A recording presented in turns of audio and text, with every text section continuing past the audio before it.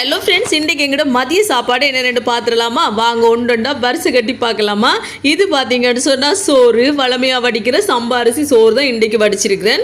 அதுக்கு பிறகு பருப்பில் ஒரு பால் கறி வச்சுருக்கிறேன். நல்ல மிளகு, சின்ன சீரகம், வெள்ளைப்பூடெல்லாம் குத்தி போட்டு சூப்பராக ஒரு பருப்பு பால் கறி வச்சாச்சு.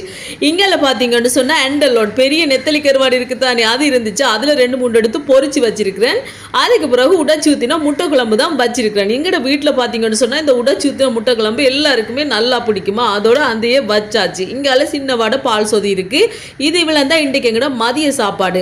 இன்றைக்கு ஞாயிற்றுக்கிழமை இறைச்சி வாங்கணும், மீன் வாங்கணும், அப்படி இப்படின்ட்டு எதுவுமே நான் மினக்கடையிலேன்னு சொல்லுங்கள். நல்ல மழை குணமாக இருந்துச்சா, காலையில் எழும்பி வந்து இருக்கிறத வச்சு கடகடன்ட்டு சமையல் வேலையை முடிச்சாச்சு. சமைச்சிட்டா அப்படி ஒரு திருப்தியாக இருக்கும். அடுத்தடுத்த வேலையை பார்க்கலாம். அதால் தான் நீங்களாம் சமைச்சிங்களா, நீங்களாம் சாப்பிட்டீங்களா?